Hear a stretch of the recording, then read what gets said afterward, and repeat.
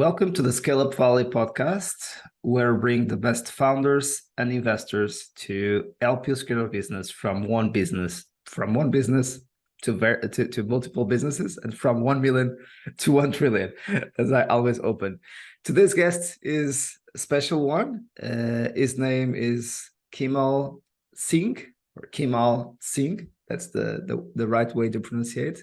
The founder and CEO at NDE Solutions, and is our first guest coming from Australia, concretely, or more specifically from Adelaide, the south of Australia. And Kimal, welcome to the show. Hey, Mike, thanks a lot for having me on board. Thank you very much. And we are recording this on your evening, my morning, and early morning. And that's why, guys, I'm still a little bit rusty starting the podcast.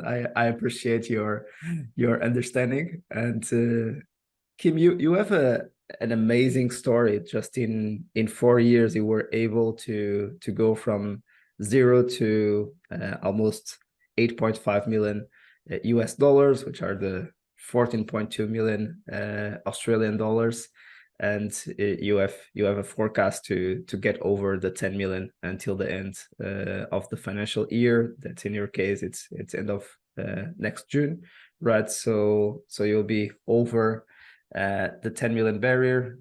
As I like to repeat here a lot of times, because sometimes we forget, we just look to the shiny magazines and the shiny awards, and we forget how difficult it is, and we think, maybe there is something wrong with me as an entrepreneur, that I'm not getting to the 1 or to the 10 million like Kim. What is going on? This is really, really hard, and we are here celebrating really the outliers that are able to get to the next stage. So only 4% of all businesses get to 1 million in US dollars in revenue. Only 0.4% get to 10 million, and under 0.04% get to 100 million. So you are already part of the 0.4% club, or almost there. Congratulations. So let us know more about your background, your story, and how it all started, and then connect it with the NDE Solutions, your venture. Yeah, sure. So I mean, I was born in South Africa, and my parents were always big believers in education. They really raised us to learn always, almost too much, that I came a little bit allergic to learning. But when we were young, we moved across to Vienna, Austria. Dad was a diplomat for the South African embassy, and I spent 4 or 5 years in Vienna, and we came back to South Africa, and then we moved to Australia when I was 12 in 1999. Amazing. What a great story. Oh, those are the starting years. Yeah. How far do you want me to go? You want me to keep going?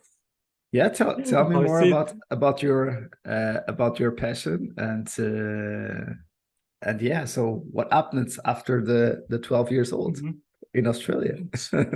So passion, I'll wind back a bit, because passion's interesting. I've always loved engineering. I've always loved science. So I used to just destroy things growing up, and much to my parents' dismay, like brand new electronics, things like that. And that stuck with me. And around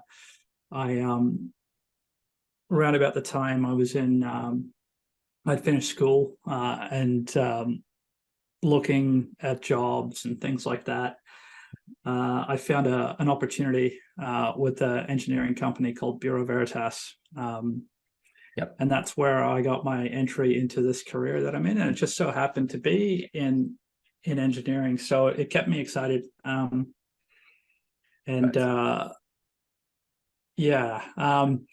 was able to I guess find my feet with a job where they paid for my study and put me in the field directly with a customer's assets. And that was, I guess, the ground for where the whole journey of NDE Solutions began. It was as a trainee who'd applied for a traineeship and working in the desert. Hard work. You know, the temperatures out there, you know, on one day it was, I remember we had the infrared thermometer out. It was 70 degrees in the sun, and you know, 50 odd in the shade. So, Well, but yeah, you know, you mentioned the story. Like it all starts with way back before you launch your business. yeah, Everything starts with your foundation, your roots, and the people you meet along the way, the things you absolutely. learn, and the network you make. Yeah, that's really great. So you joined Bureau Veritas, and then you also add other engagements or other positions working for others, right? For other companies. And in 2018, you decided, and by the way, let me just look to your LinkedIn. This happens in 2009, so almost 10 years later, you decide to start your own company. So yeah, tell us more about NDE Solutions. Yeah, sure. Well, yeah, I mean, I just prior, I'd always thought, hey, I wanted to do this. You know, I think we can do this better. That itch was there along the whole way. You know, we could do culture differently. We could do training. We could do innovation. These are, you know, Yeah, these were beliefs, and those right. beliefs they stirred around inside for a long time, and it got to a point where I just, you know, I'd had enough, and I left my job to go and do NBN work, which is our national broadband network. At the time, Australia was constructing a new internet for the whole country. It was a huge project. Wasn't anything related to what I was doing, but I needed an income and I needed to stop what I was doing. Right. So I started running electrical cables through roofs, you know, into people's houses and Wow. all sorts, working for my brother's company as a contractor, just to earn a bit of money and break free. Wow, man. And And then the NDE Solutions. Yeah, keep going. yeah, so it was in March We're of making us curious. 2019. That's a great strategy. Yeah, it was in March of 2019, and yeah, I was doing the hard work, and you know what, that started to take off, and I started to work my way up. I ended up getting 2 trucks on the road, a little subcontractor business, isolating noise on the network. I used my ultrasound knowledge to do that, and the whole thing just went. It imploded because NBN spend just cut through the contractor that we were getting most of our work through, and nationally. And I'm glad it did, because, you know, I would have kept pursuing that if I was growing passive incomes and teams. And it was lucky enough that I ended up getting my first opportunity for one of the companies I used to work for, actually, in non-destructive testing and engineering, to perform a tank inspection. And that was August of 2019. And that was the start. So non-destructive testing for tanks. Wow. Yeah. That is really a very specific niche. It would not be the initial idea of an entrepreneur that will go out there. Of course, your background is different, engineering, coming also from science, etc. But yeah, it was mainly related with your own path, your own journey, that you found opportunity there, and maybe a niche that was not developed enough that you could leverage that opportunity. So how has been the starting up days, right? So I know that that this is a big story, right? So coming from South Africa as an immigrant to Australia, really, you know, feeling that maybe you were a misfit in the corporate world and you wanted to start your own thing. You believe that you could do better in, as you said, in terms of culture and innovation. But then we face the reality, right? And the reality is a bit more challenging. You were able to overlap and get to this amazing milestone. But what has been your story in terms of, your really typical, as it happens to any entrepreneur, going through finding your the resources and this kind of attitude that you are able to break through and go through the ups and downs of starting a business and being a little bit resourceful and a little bit stubborn, and when things are telling you, oh, this might not be the way, you just keep going, you keep finding ways, and kind of going until the last minute to find the last cents and dollars to keep paying the bills, right? And keep surviving until you start thriving. Oh, you hit the nail on the head, Mike. I remember one particular story. I mean, we can start where we left off previously. The first job we got, Yeah. we were lucky. It was $250,000 for a few tanks, and they were big. And I didn't have any equipment, and I didn't have much money either. I had next to no money. So, but I was like, whoa, this is the opportunity of a lifetime. This is what I've been waiting for. This is it. And I'm not gonna let anything stop me. And so I called up my whole network.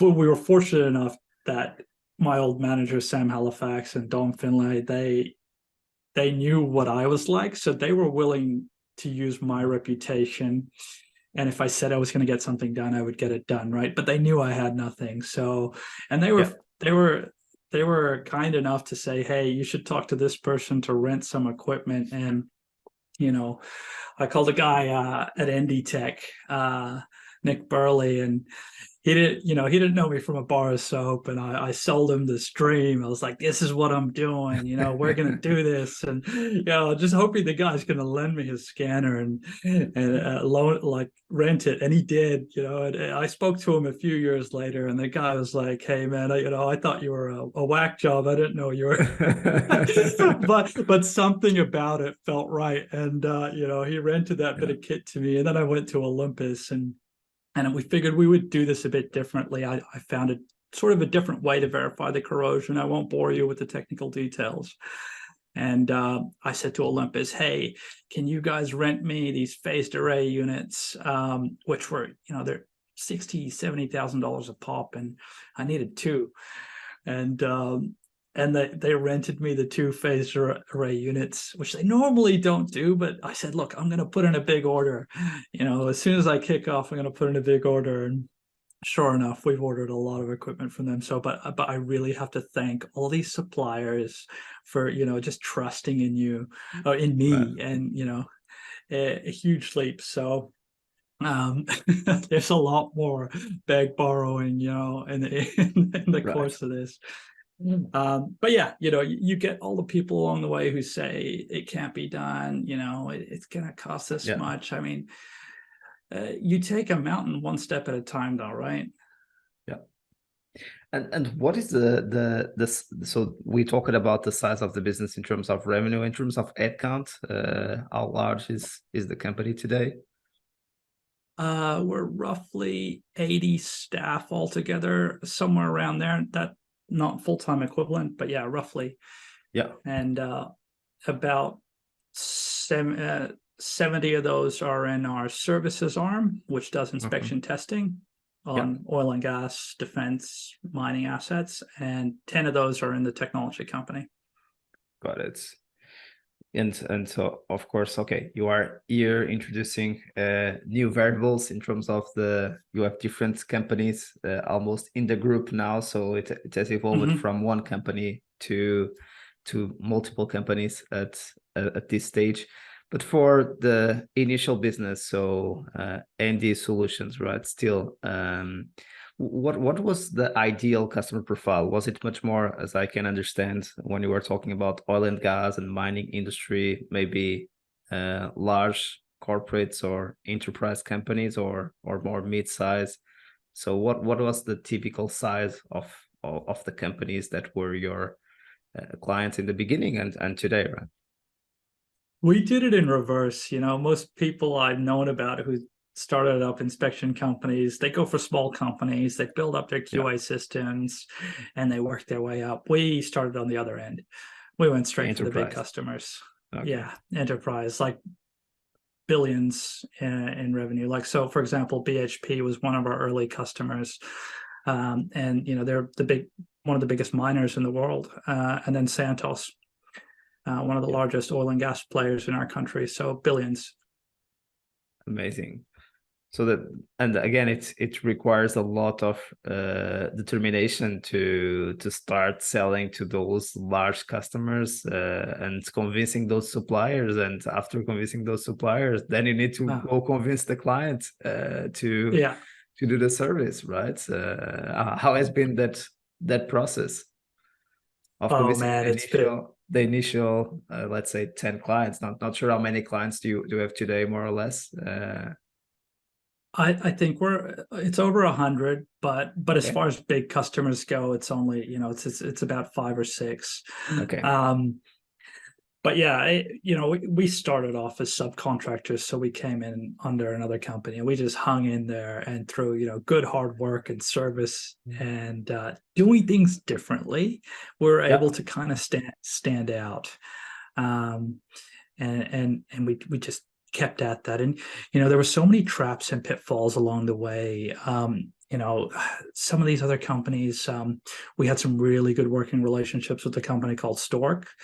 And then there were other ones where, it wasn't the best subcontractor arrangement. And I kept reminding our people, no matter what they say about us, no matter what the lies that are spread, I said, just don't say anything bad back ever. Just focus on what you do. That's all you need to do.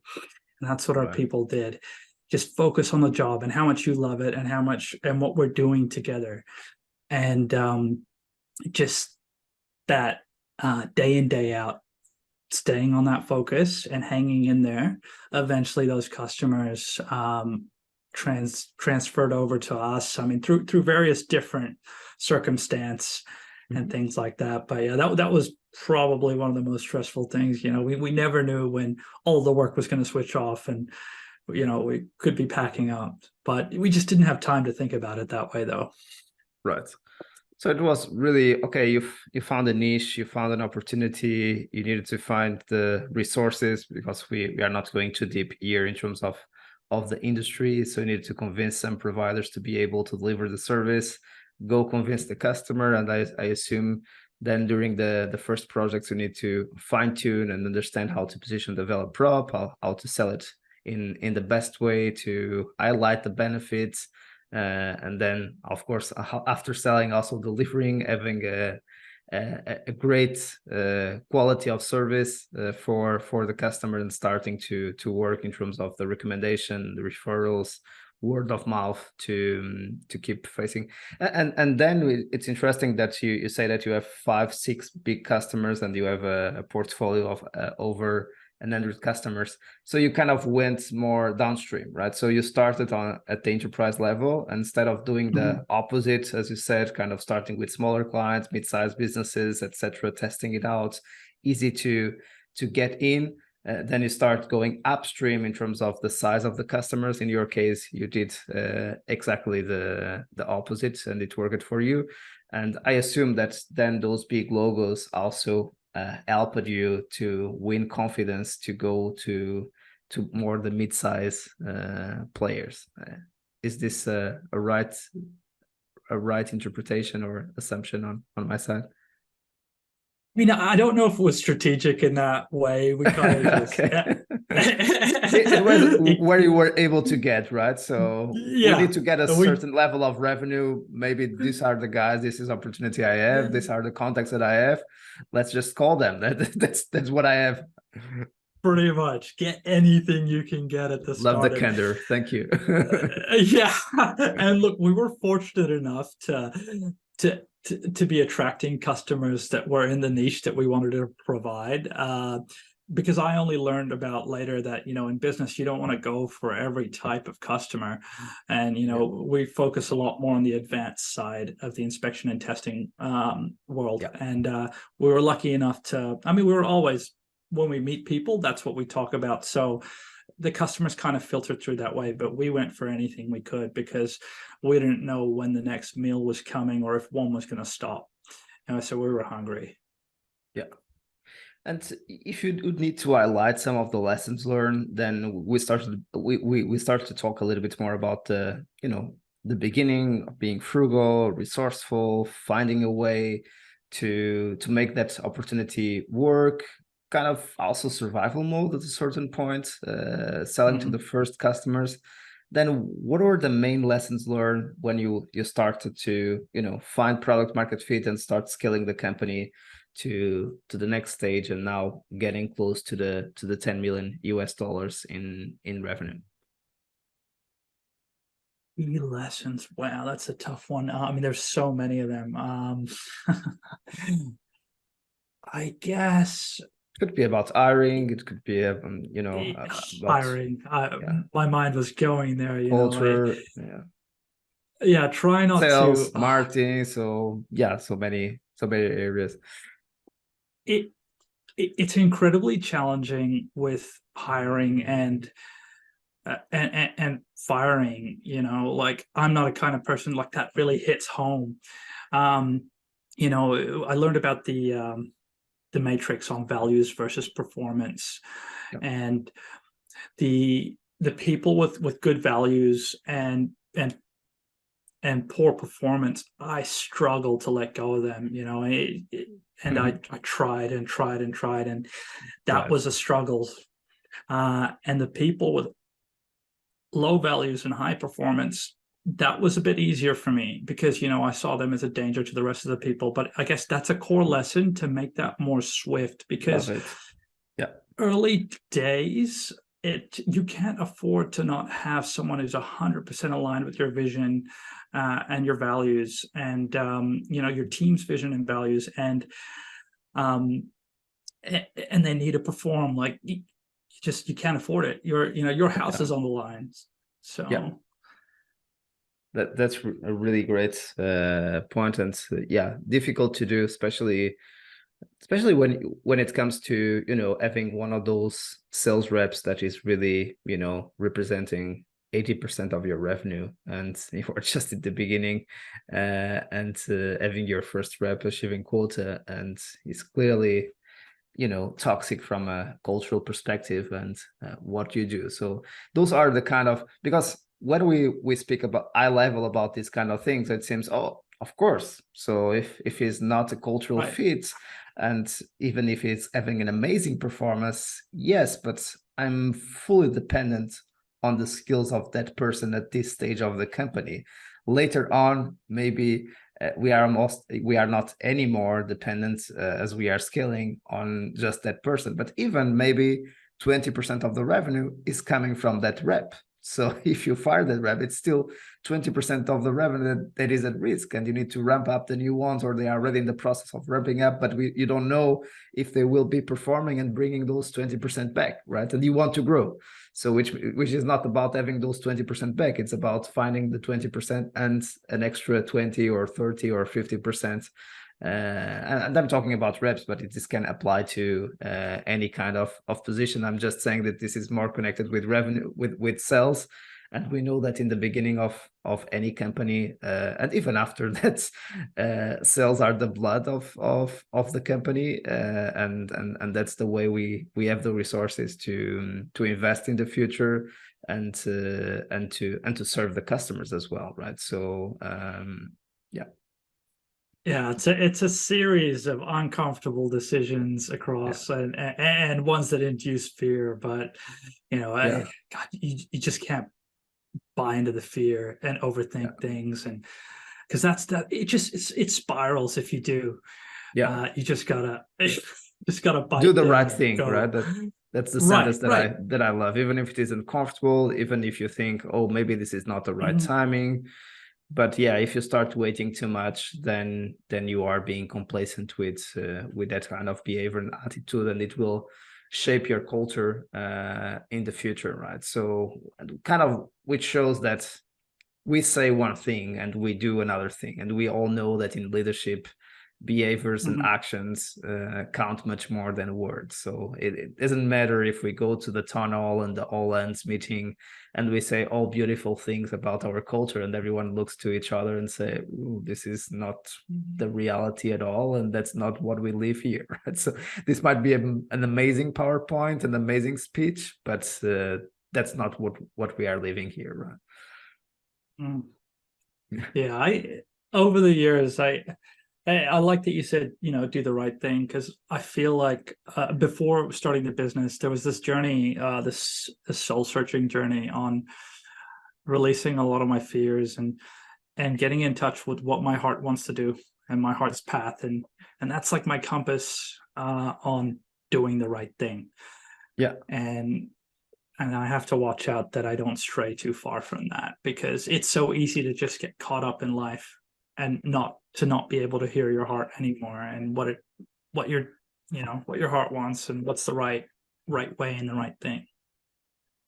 I think that we could do an entire episode about the decision-making process and being self-aware, and we know as we lead and as we get more experience leading companies, that sometimes the rational mind is telling us that we should go in a certain direction. It seems so obvious for everyone, so consensual about the path to go, but there's something wrong about it that we just feel.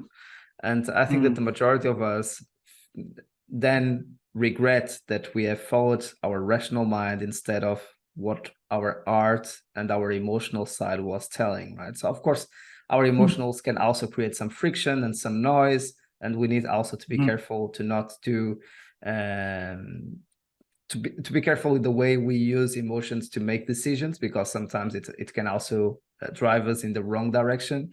But that kind of gut instinct sometimes, when it seems that that decision is the right one to go, but we don't feel comfortable about it.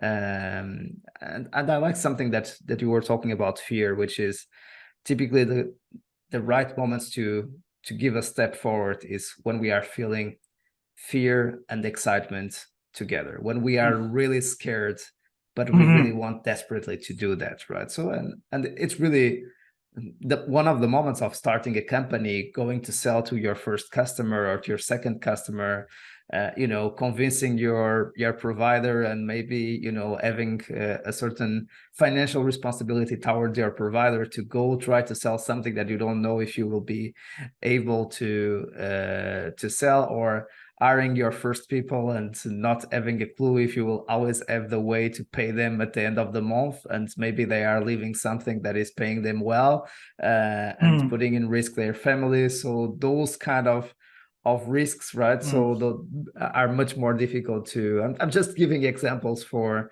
the ones who are going through this to relate and reflect about it, and for the ones who are thinking about giving the step forward to know that this is really, really normal. And I think that the ones who are able to get to the other side are the ones who are able to go through their emotional roller coasters and stay sane during the process. So I like what you said about going through a soul searching mode, because I really think that entrepreneurship, it's all about that. So we are able to connect with our deeper roots and face our bigger fears during this process. And that's why everyone says, even if we don't get anywhere in terms of with our companies, and sometimes we do the right thing, but the timing is not right, the market is not there, and we have the right attitude, and maybe it's only our second or third company that we are able to succeed, the experience to go through that will make you a much better person. Even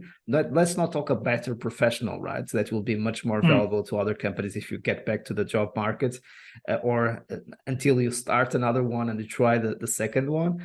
Just as a person, you will get to know so much about yourself. You will get much more stronger, much more resilient, much more resourceful. Things in the corporate jobs will seem much more easier, right? So this is not a challenge to me anymore, right? Yeah. Okay. No, I definitely couldn't go back. Exactly. I can see.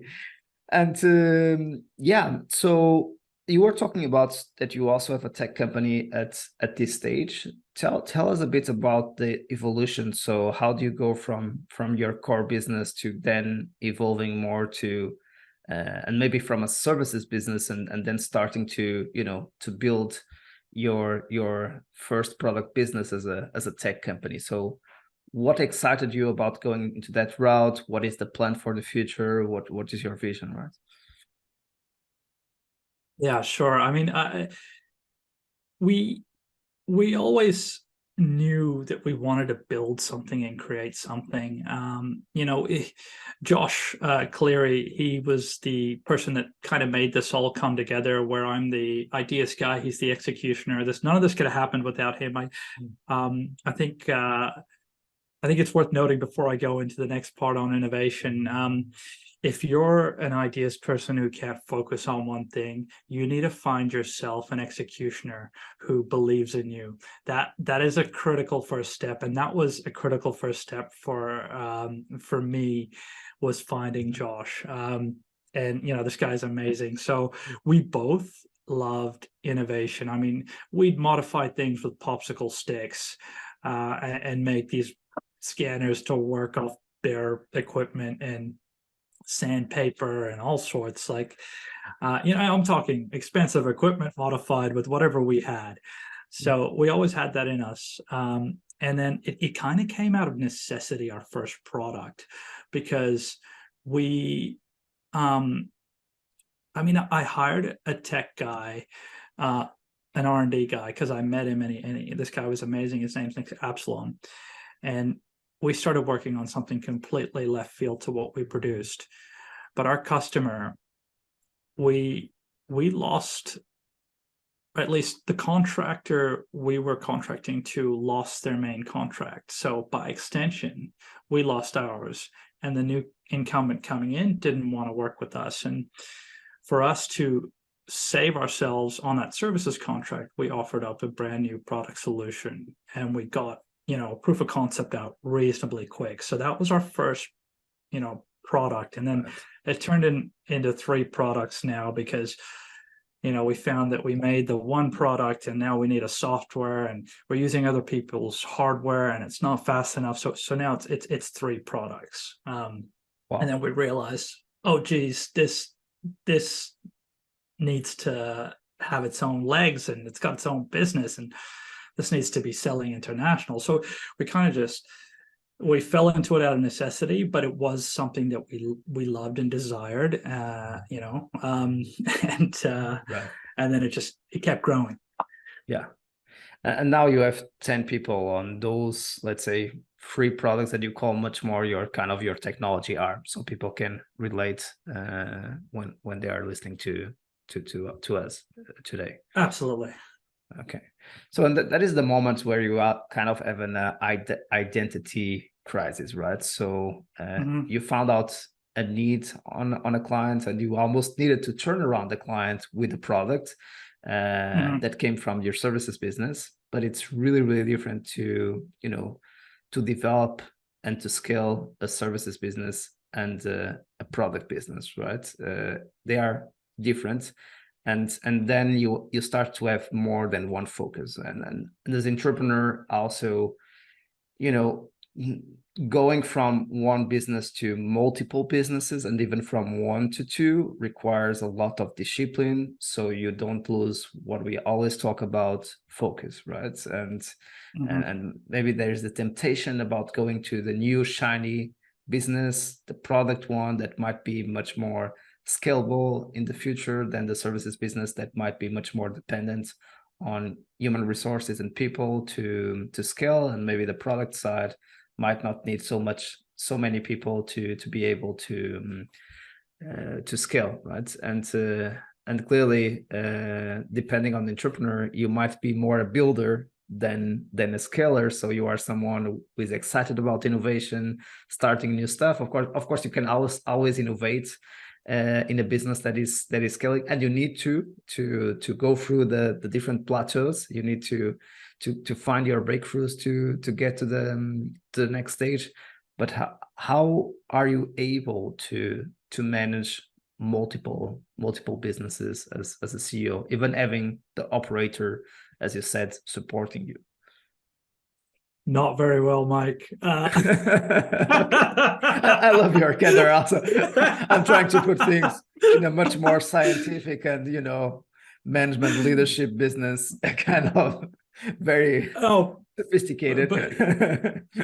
but you hit the nail on the head. It's you're dividing your attention, and where your attention goes, it's where energy flows. And you really, I mean, our services business, that's our baby. That's providing seed funding to a tech business. But this tech business, created out of nowhere, saved the services business. So they're beautifully symbiotic. Yeah. But they really do need their own journey. So, we've been toying with the idea of finding a replacement CEO for myself in the services business, but someone who can love the people and the business as much as I do, and who can take it to that next stage of growth. Being like I am, I'm kind of allergic to structure outside of, Got it. say you're 10 million plus. Yeah. And I know that about myself. So finding someone who can adopt that level of structure and push the business forward, because like it's not the same business it was when I started it, and I could see and touch every piece.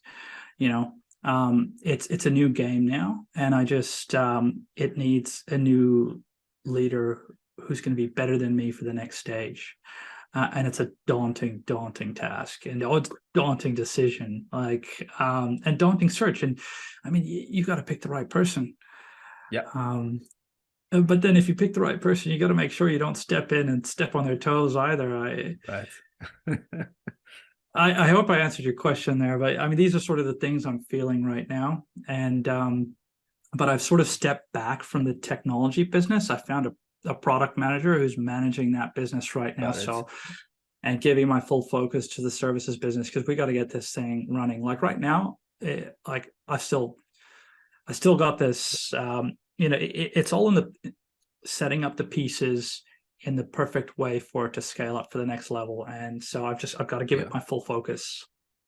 So two things that I would like to highlight in what you said, right? So the first one is really having your services business that is very common, funding your product business, right? And maybe you want to go through a much more accelerated kind of growth, but not sure if I'm able to say that, because you were able to scale your services business almost to 10 million in revenue in 4 years, which is very high growth rate as well. So if you are able to do the same with the product business, it would be amazing as well. So I'm not sure if I can compare, but you get, typically we believe that product businesses might take a bit more to to get to a certain critical mass, but then they will be able to scale up much faster than the services one. The services one might get there to a significant level of revenue quicker, but then they are much more difficult to. Of course, this depends from business to business, from industry to industry.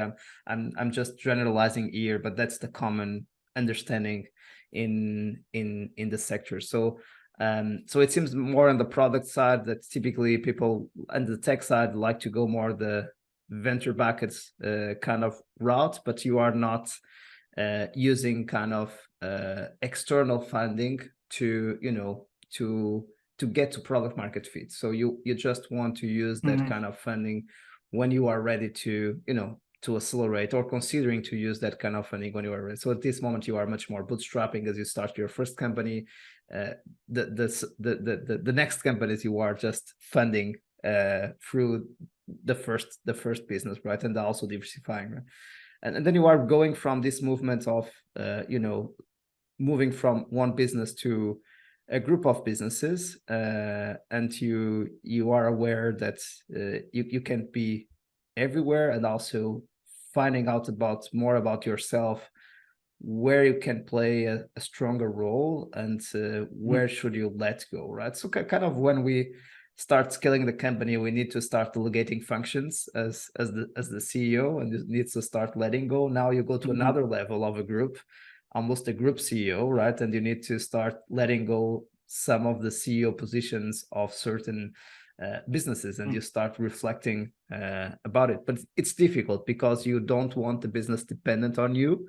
And that's a great sign if a business can be led by another person, which shows that the business is much more valuable than if the business needs that specific kind of CEO, that specific founder to make sense, even from an economic perspective, because you can't find anyone else that is able to work for that kind of compensation that it happens for a long time, right? So you are the only one that is so passionate about it, that you are able to get paid so low and have so many challenges and have so much fun at the same time. It would not change it for anything. So that's really mature to have this kind of, you know, discussion, even if it doesn't happen, right? If you don't, even if you decide to keep running your services business and not hire a CEO, I think it's very healthy.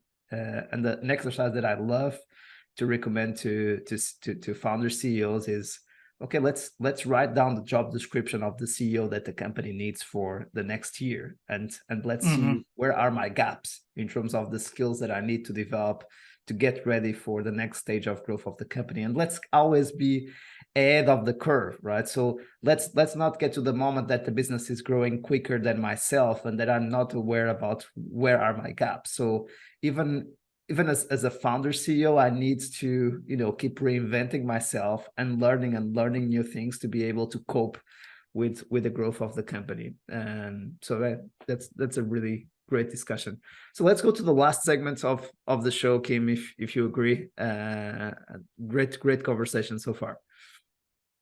Yeah, I just want to touch on something you said there. You know, I really liked what you were saying there. You know, what kind of CEO do I need to be for this next stage of growth, and to not, you know, stagnate. And it brings me back to this. I don't know where I heard this quote, but it's not in nature. It's not the strongest or the smartest that survive. It's those with the best ability to adapt. Yeah, and Darwin. Darwin, 100%. And in your exercise, that personifies that completely. And I'm going to use that actually. So that's awesome. So let's go to the last segment of the show, where we do here a quick round of questions and answers. So if you'd be able to go back and have a coffee with your younger Kim, what advice would you offer to your younger self at the beginning of NDE Solutions? Yeah, I mean, I would start wine before NDE Solutions even started, because the journey starts before you start the business. Like, it starts a decade before, sometimes, you know. And for me, it did. And that is, be patient. Don't seek joy at the margin. Don't waste your money. You know, I was just, as a kid, just always seeking a quick thrill, a quick reward. And that does not serve success. And then also invest in Bitcoin. Love it. Good one. I'll say if you were being serious or not, but yes, that would be great. When it was at $1, you know. Yes, it depends on the timing. Be careful with the timing. Also another lesson to teach our younger selves. Yeah, that's not advice for anyone moving forward, by the way. That was just when Bitcoin was at $1. Exactly. Just to be clear, what are you the most proud of on your journey so far? Oh, seeing the team rally to a cause and a challenge, and overcoming that challenge. And that's happened on multiple occasions, but you know, there's been some big ones. That process, it gives you so much faith in a company's ability to achieve anything when you work together. Amazing. I love that kind of feeling. I'm really a team player, and I love to you know, coach both the team and the individual. And I have so much satisfaction nowadays when I see a team that really, you know, works together in sync, that is able to go through the problems and have fun going through them. Yeah, it's really magical. Worst advice ever received? Oh, worst advice. Ooh. Kim, give up. You should not keep pursuing this. This is really making Yeah, you I was bankrupt. literally about to say that. And you receive the worst advice all the time. It's don't do that. Don't. It's like don't run, you'll fall. That kind of advice, and all advice that fits into that category. Yeah. Don't listen to the naysayers. Like when your gut tells you to go, just go. Yeah. That is literally it. Yeah, the worst advice is that you can't do Yeah. what you believe you can. Yeah. And that's something that I like Or to say to founders. That I think it's really important. At first, I'm much more specialized on the scaling up stage. So of course I know about starting up. I've did it by to myself, but yeah, typically you need to figure out in the first stages, and I don't know the different industries, right? So when people are telling me something that doesn't make sense, that I don't understand, it doesn't mean that it doesn't make sense, because I don't know, right? So that's typically, absolutely. I'm not the right person. Talk to this person that might know much more about it, and really not trying to encourage people to keep going, and just because we don't understand what they are talking about, just demoting them and thinking that we are doing them a great service by telling them the truth. But it can really take an emotional toll, and we are talking about something that we don't know. Of course, that's a different situation when we know about that industry and that niche, and we know that that person might be going in the wrong direction. Then I would rephrase and say, look, according to my previous experience working with company X, Y, and Z, typically this didn't work so well, but it was a different timing, and maybe it can work for you now. But just you are aware about those facts, and but yeah, keep going and test out your assumptions, or just refine it and improve your hypothesis. So let's go to the resources. Your favorite book. Can be business or non-business, you decide. Well, I haven't read many books. I do have a favorite because I couldn't focus for too long as a child, but I've only discovered the joy of reading in my older years, and that was only a few years ago. But if I had to choose amongst the 6 books I've read so far, it'd be Play Bigger, which is an amazing book. It's about category design, and it's a business book. It's awesome. Love it. Your favorite movie or series? Ooh, that's a tough one. You gave me this one in the previous in the notes, and I couldn't come up with an answer for it. I'm a big I love cinema. I'm a big cinephile. Oh, that's a tough one. The I would, Gladiator, as the typical entrepreneur. yeah. I mean, Invictus was one of the ones I really liked because it's a story of triumph, and it's a very moving movie. And I was originally born in South Africa, so I think it's a very powerful film, and then it's also my favorite poem, Invictus by Hemingway. Wow, right. And finally, your favorite podcasts, of course, excluding this one. Excluding this one. I would say Joe Rogan, but I don't listen to all of his stuff. There's just selective on the guests, I guess. Yeah, of course. Kim, it has been a pleasure to have you on the show. Congrats for your journey so far, and all the best for the next chapters. And you are always invited to come back to share the upcoming chapters. So thanks so much for joining us today. Thanks for having me on board, Mike. I really appreciate it. And to our community, thanks for being there. We keep bringing you the best of the best to make your life a little bit easier as you scale up your company. See you soon, and keep scaling.